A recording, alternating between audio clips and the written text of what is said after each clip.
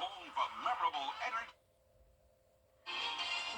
We are in that wedge setup once again this week, which means cooler conditions along with cloudy skies and on and off rain chances. And we'll have a huge spread of temperatures from highs in the low 40s all the way into the upper 70s. All those details coming up. Now at 10, another historic site at risk in Augusta. What the future could hold for the Dyess Park Fire Station straight ahead. And a local woman turning 107. We'll take you to the celebration as your news at 10 starts now. Live from Television Park, this is WJBF News Channel 6 at 10 on MeTV. Good evening, I'm Isabella Moody. Thank you for joining us. Coverage you can count on begins with the old fire station at Dyess Park facing the wrecking ball. Despite efforts to save it, George Escala has the story. The building at Dyess Park has been part of the community for more than 130 years, getting its start as a city fire station. First building that the city actually built as a fire station in Augusta, and it's a beautiful Victorian building. The building served as a community center for decades, but has been closed for the last 6 years due to its condition. Dyess Park is preparing for an $8 million renovation.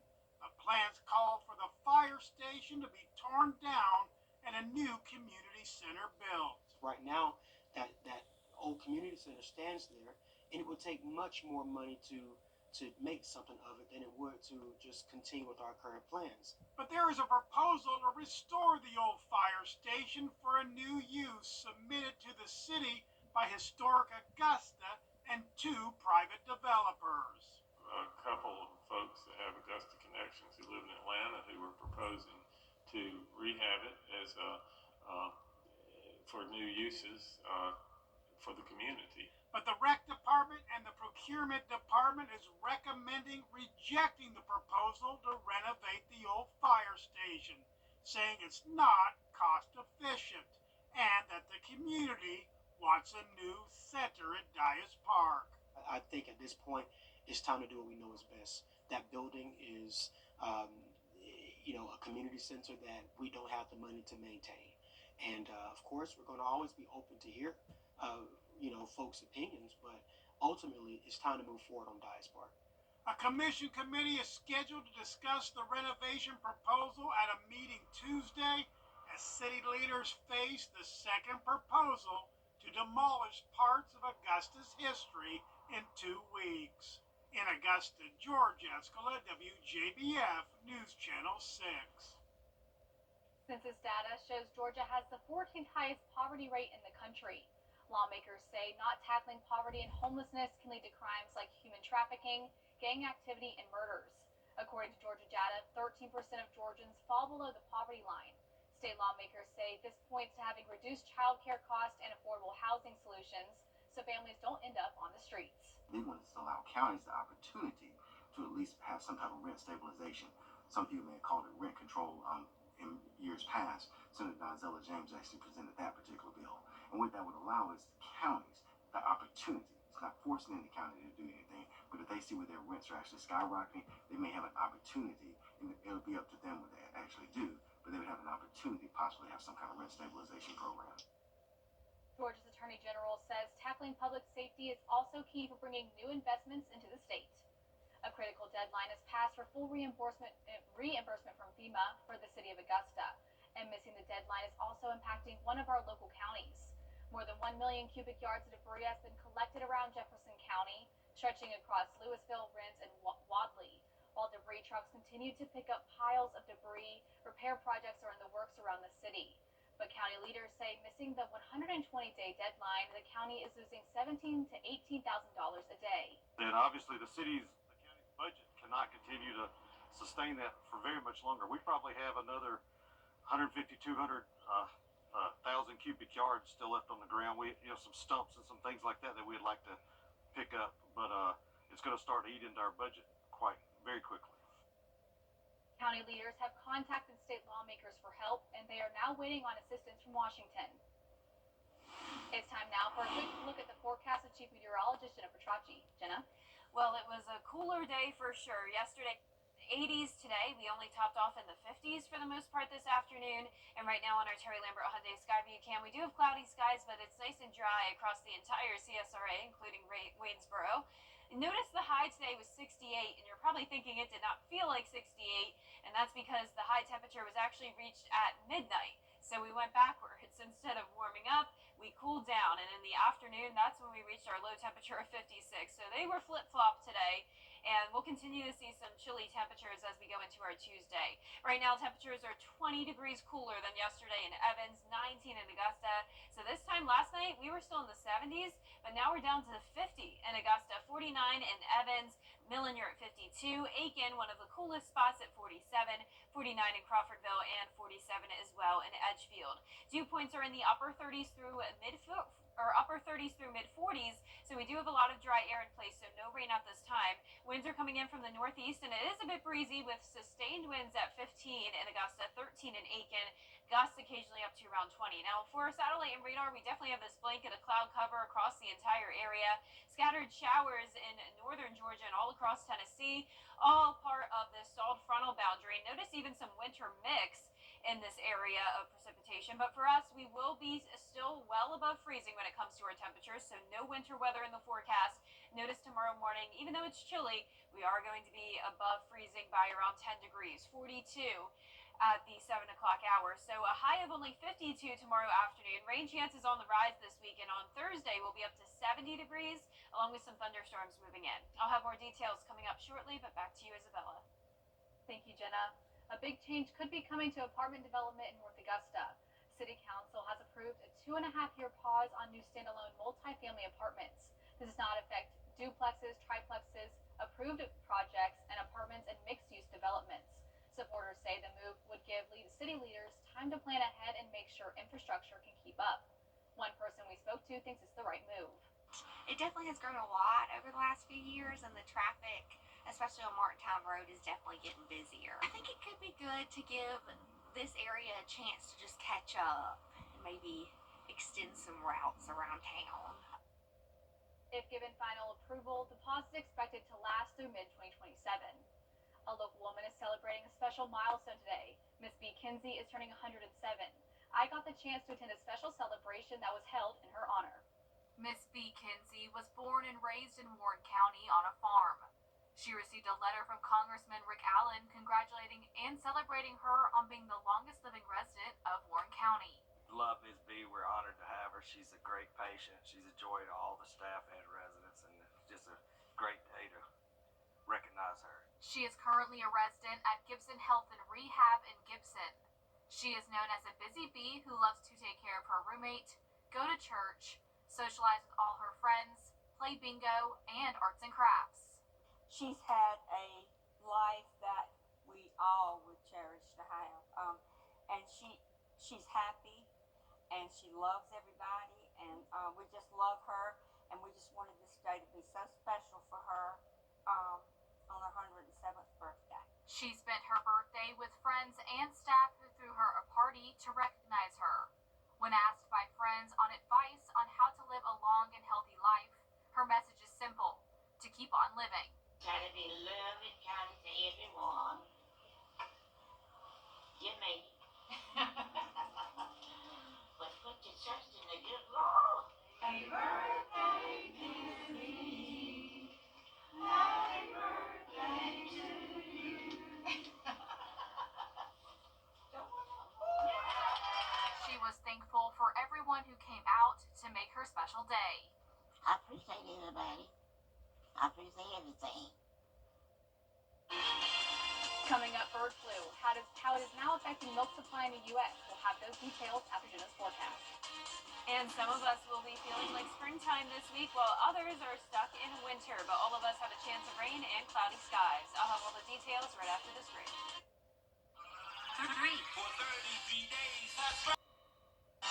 Prom is a special night for high schoolers, a chance to create memories that will last a lifetime. But for some families, the financial burden can be overwhelming.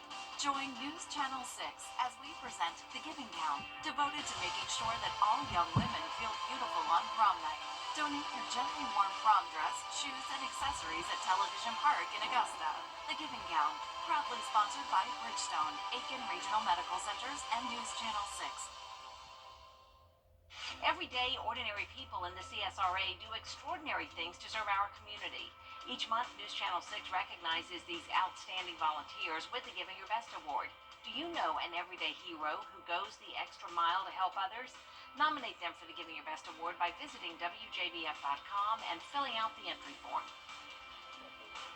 Sponsored by Science Co., Piedmont Augusta, Security Federal Bank, and News Channel 6. Now, your most accurate forecast with WJBF Live Viper 6. Welcome back. I hope you enjoyed the warm day yesterday because it didn't last for long. We made it to a high of 81, tying our record high for that day, set back in 1957. And on top of that, it was nice and sunny yesterday. Today, we're back to cloud cover and much cooler temperatures. We're sitting in the upper 40s in our South Carolina counties, low 50s everywhere else, but even some upper 40s here in the northwestern portion of the CSRA as well. Upper 30s now up in Raleigh, but 70s across the Florida Peninsula and some 60s across the Gulf Coast. Then up towards the north, near freezing in Oklahoma City, and that's where they've been dealing with a wintry mix. So we have high pressure in control up the East Coast. That's driving in a northeast wind and leading us to be under that wedge setup where we get that cold air trapped on the east side of the Appalachian Mountains. Then we have the stationary front to the west of us with this big batch of rain ahead of it. And you can see some of that wintry mix as well along the border of Oklahoma and Arkansas. But here in town, it's looking good. A nice night in Aiken on our Terry Lambert Hyundai Skyview Cam.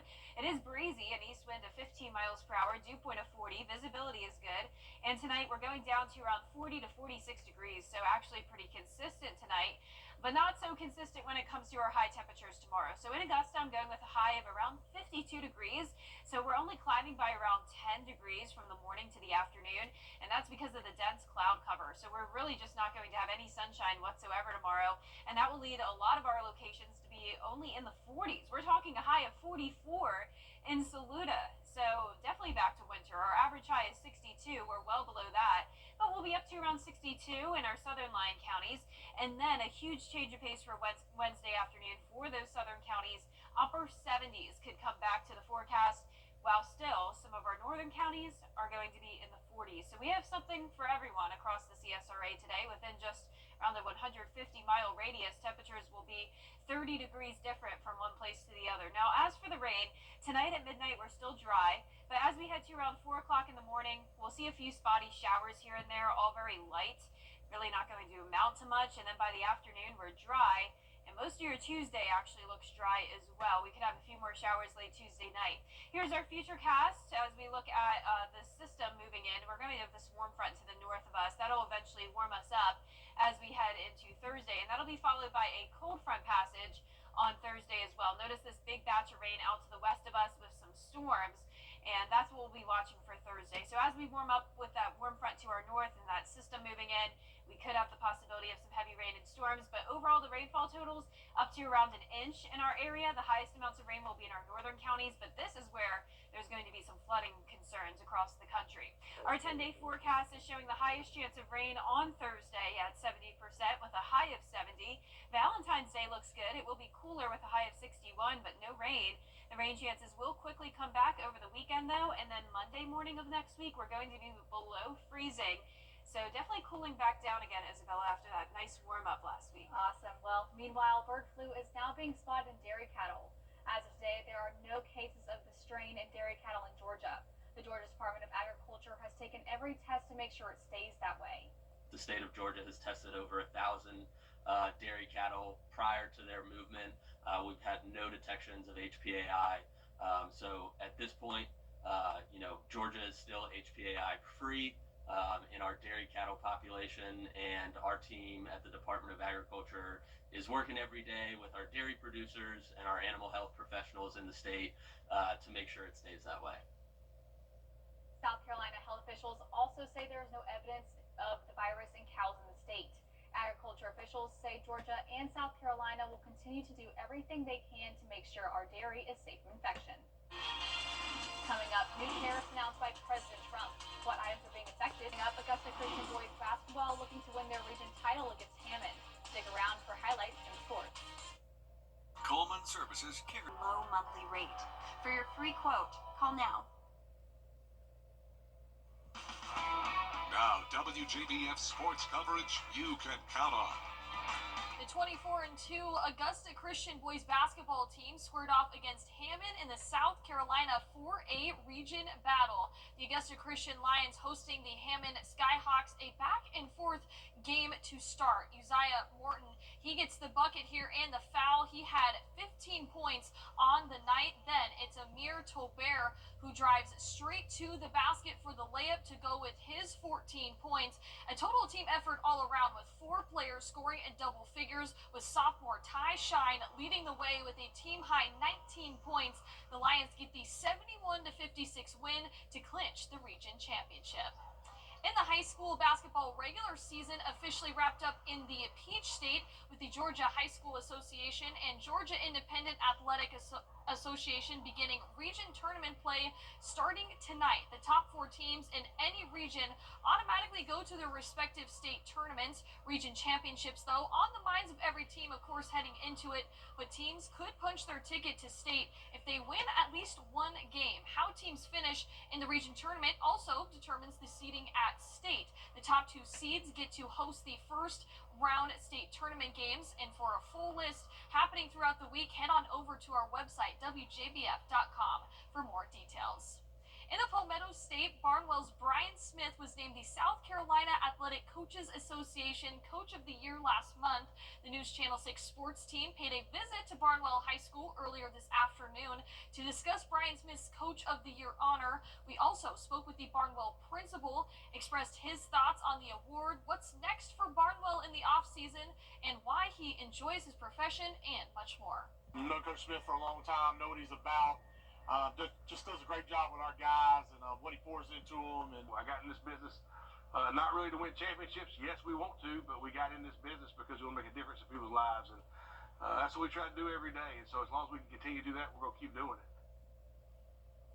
And more on Barnwell head coach Brian Smith and everything else you need to know with our brand new show, 6 Sports Saturday. Gabriel Stovall and I will get you ready for the weekend ahead and take you behind the scenes to meet the people who make the big moments happen. The second episode of 6 Sports Saturday starts at 9:30 a.m. right after Good Morning Augusta.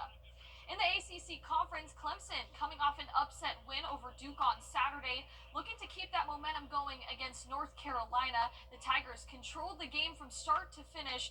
3 players scored in double figures, with Victor Lawkin leading the way with 22 points, followed by Chase Hunter with 19. Clemson was on fire from downtown, draining 12 three-pointers. They get the 85-65 win over UNC, improving to 20-5 on the season. That's it for sports. We'll be back. WJBF. To get the weather, you need to see the whole picture. That's why Live Fiber 6 gives you the Skyview Network. Get a live view of traffic and weather from all over the CSRA. Available online 24 hours a day at WJBF.com and the free Live Fiber 6 mobile app. The WJBF Live Fiber 6 Skyview Network. Powered by Terry Lambert Hyundai. Low prices, big selection, and committed to quality customer service. And last but not least, startups are always finding ways to make life easier with must-have gadgets. From tech keeping your batteries charged to packages safe and your gardens growing. Rich DeMuro has more of the amazing tech at the CES event. There's no shortage of innovation on display at CES 2025. Such an exciting time to see what is new and next in technology, what we may have in hand, and the concepts that are a little bit further out into the future. Olight is known for flashlights. Now they're tackling dead batteries with the O-Station. Rechargeable batteries very good for the environment, but the downside is that it's always very hard to use, to recharge them. You don't know if they're charged or not. So this one will take care of it. Just drop your batteries in the top. It identifies the rechargeables and spits out the rest. keeping up to 32 batteries charged and ready to go. $120. Packages going missing? Not if you have Hive. Last year, $12 billion worth of packages were stolen off of doorsteps, and Hive is a solution to secure packages and encourage waste-free deliveries from retailers. Delivery personnel use a one-time code to unlock the box and drop the package inside. They can even snap a confirmation photo through a small window. Since it's locked, less packaging is needed. Available in June for $299. New parents know how exhausting those first few months can be. A lot of mums suffer from burnout when they've just had a baby, and it's to do with how exhausted they get. LV Rise hopes to help with a smart bouncer and bassinet in one. When the baby's in a bouncer, mum knows that the baby's not really meant to go to sleep in that, but they know if they pick the baby up when it's nap time, it's going to wake up again. So we developed a bouncer that will transform into a bassinet. And how about the concept of K-cups, but for plants? Plantiform looks like a UFO landed in your living room.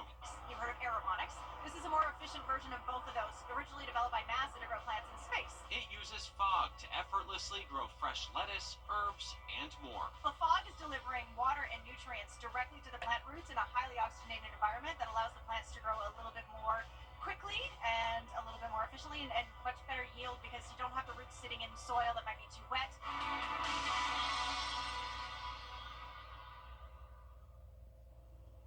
Wow, that is cool. And it reminds me that there's even an app you can scan plants and it will tell you like what type of plant it is. That's so I've cool. used that on like hiking trips and stuff before. There we go. That is So awesome. yeah, the technology is just crazy nowadays. But our 10-day forecast is showing some pretty crazy temperatures as well. We're in the 50s for now for highs, but remember that's just for Augusta. We'll see anywhere from the 40s through 60s across the CSRA tomorrow. We'll warm up a little bit on Wednesday, then a lot to 70 on Thursday with a higher chance of rain and storms. Drying out just in time for Valentine's Day, but then rain returns this weekend. And then that big cool down next Monday, a low of 30 in the morning. So definitely some even colder weather knocking on our door. The news continues at the top of the hour on News Channel 6 at 11. And Hogan's Heroes is next here on MeTV. Have a great night.